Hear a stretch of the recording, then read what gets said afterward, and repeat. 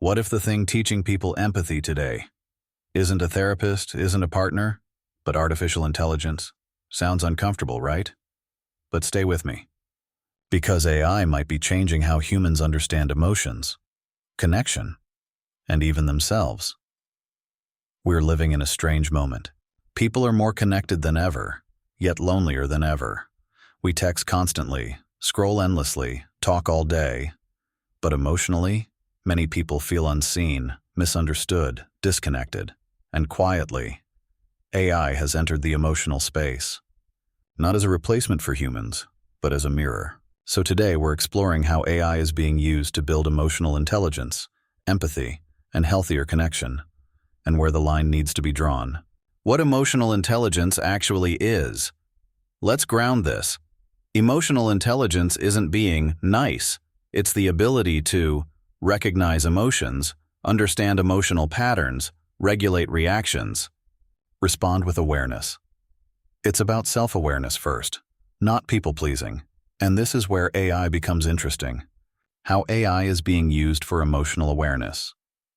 AI doesn't feel emotions, but it can identify patterns humans miss.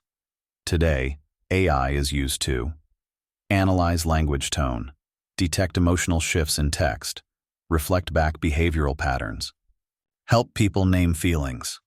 When someone hears, "You sound overwhelmed and unheard," something clicks. Not because AI feels, but because it reflects. Why people feel understood by AI. This surprises people, but here's why it works. AI doesn't judge, doesn't rush, doesn't interrupt, doesn't project. For many people, that feels emotionally safe. Especially for those who were never emotionally met growing up.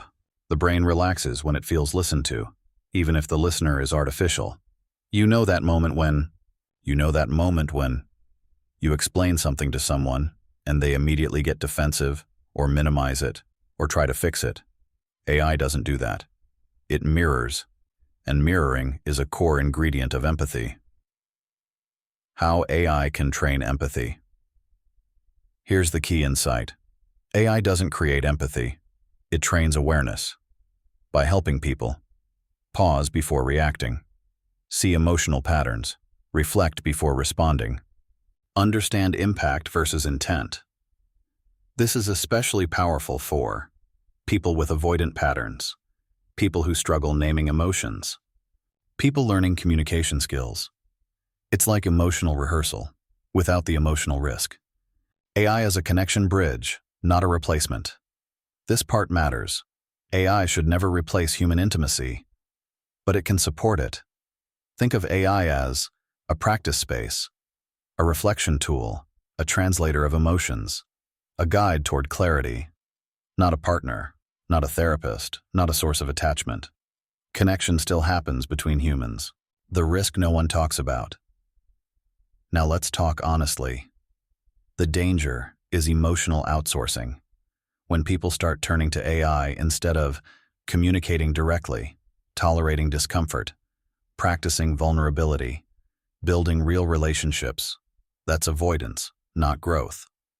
Empathy grows through friction, not comfort alone. Attachment styles I.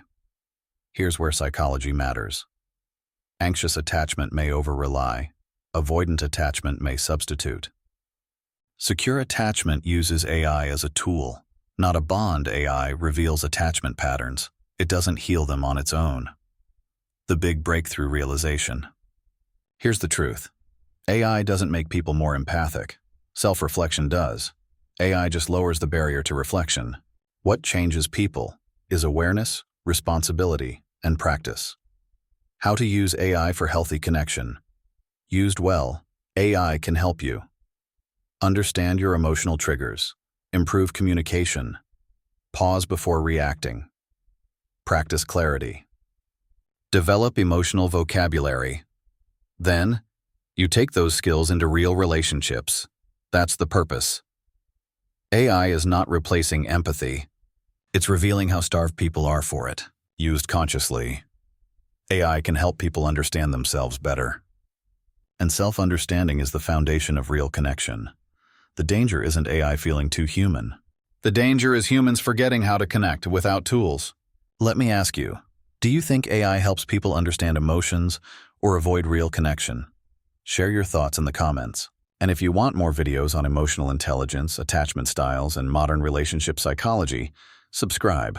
This channel is about building connection with clarity, boundaries, and self-awareness.